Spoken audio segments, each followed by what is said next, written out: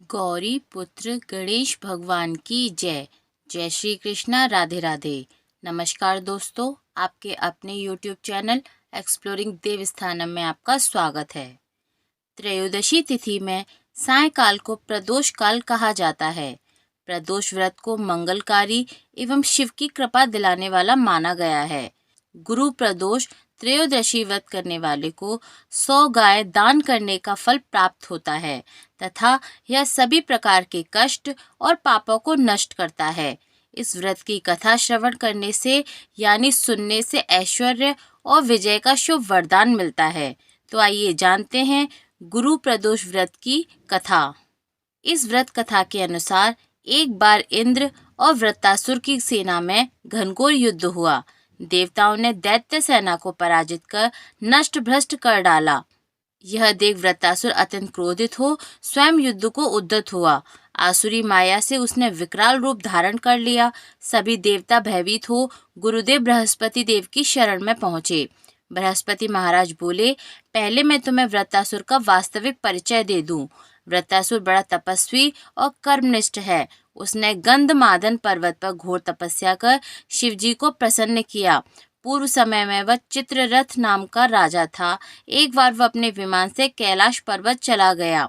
वहां शिवजी के वाम अंग में माता पार्वती को विराजमान देख वह उपहास पूर्वक बोला, हे प्रभु, मोह माया में फंसे होने के कारण हम स्त्रियों के वशीभूत रहते हैं, किंतु देवलोक में ऐसा दृष्टिगोचर नहीं हुआ कि स्त्री आलिंगनबद्ध हो सभा में बैठे। चित्ररथ के यह वचन सुन सर्वव्यापी शिव शंकर जी हंसकर बोले, हे राजन, मेरा व्यवहारिक दृष्टिकोण पृथक है। मैंने मृत्युदाता कालकूट महाविष का पान किया है, फिर भी तुम साधारण जन की भांति मेरा उपहास उड़ाते हो।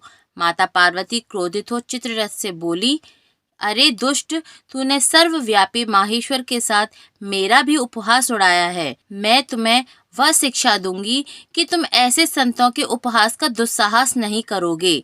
अब तुम दैत्य स्वरूप धारण कर विमान से नीचे गिर, मैं तुझे शाप देती हूँ। जगदम्बा भवानी के अभिशाप से चित्ररथ राक्षस योनि को प्राप्त हुआ और त्वष्टा नामक ऋषि के श्रेष्ठ तप से उत्पन्न हो वृत्तासुर बना। गुरुदेव बृहस्पति आगे बोले, वृत्तासुर बाल्यकाल से ही शिव भक्त रहा है, अतः हे इंद्र, तुम बृहस्पति प्रदोष व्रत कर शंकर भगवान को प्रसन्न करो। देवराज ने गुरुदेव की आज्ञा का पालन कर बृहस्पति प्रदोष व्रत किया। गुरु प्रदोष व्रत के प्रताप से इंद्र ने शीघ्र ही वृत्तासुर पर विजय प्राप्त कर ली और देवलोक में शांति छा गई। अतः प्रदोष व्रत हर शिव भक्त को अवश्य करना चाहिए। गुरु प्रदोष व्रत शत्रुओं का विनाश करने वाला भी माना गया है। श्री सूत जी के अनुसार यह अति श्रेष्ठ शत्रु विनाशक भक्ति प्रिय व्रत है।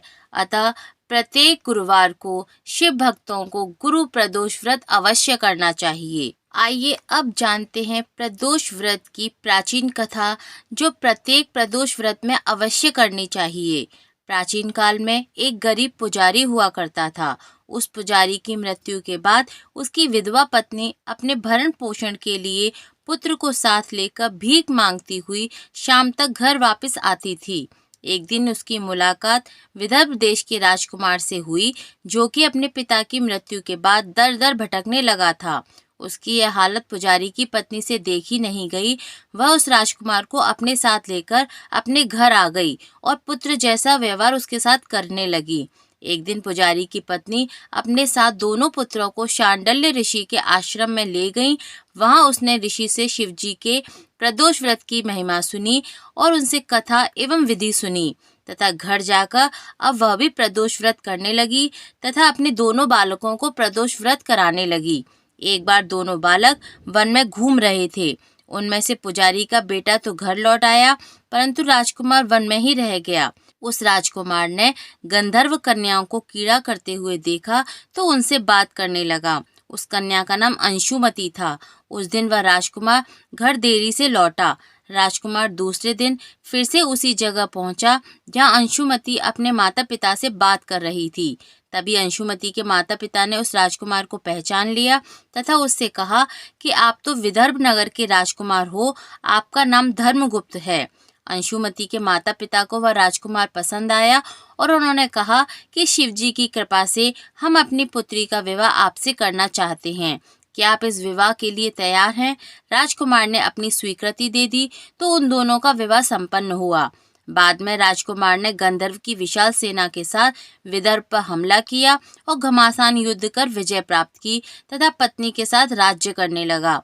वहां उस महल में वह पुजारी की पत्नी और पुत्र को आदर के साथ ले आया तथा अपने साथ रखने लगा। पुजारी की पत्नी तथा पुत्र के सभी दुख व दरिद्रता दूर हो गई और वे राज सुख भोगने लगे। एक दिन अंशुमति ने राजकुमार से इन सभी बातों के पीछे का कारण और रहस्य पूछा। तब राजकुमार ने अंशुमति को अपना जीवन की पूरी कहानी बताई और साथ ही प्रदोष व्रत का महत्व और व्रत से प्राप्त फल से भी अवगत कराया। उसी दिन से प्रदोष व्रत की प्रतिष्ठा व महत्व बढ़ गया तथा मान्यता अनुसार लोग यह व्रत करने लगे। कई जगहों पर अपनी श्रद्धा के अनुसार स्त्री पुरुष दोनों ही यह व्रत करते हैं। इस व्रत को करने से मनुष्य के सभी कष्ट और पाप नष्ट होते हैं एवं मनुष्य को अभीष्ट की प्राप्ति होती है। इसलिए प्रत्येक व्यक्ति को प्रदोष व्रत के दिन इस कथा को श्रवण अवश्य करना चाहिए। इस कथा के श्रवण मात्र से ही मनुष्य को सद्गति प्राप्त होती है और उसकी सभी मनोकामनाएं पूर्ण होकर अंत में उसे शिवलोक की प्राप्ति होती है। बोलिए गौरापति भगवान शिव शंकर की जय, माता पार्वती की जय।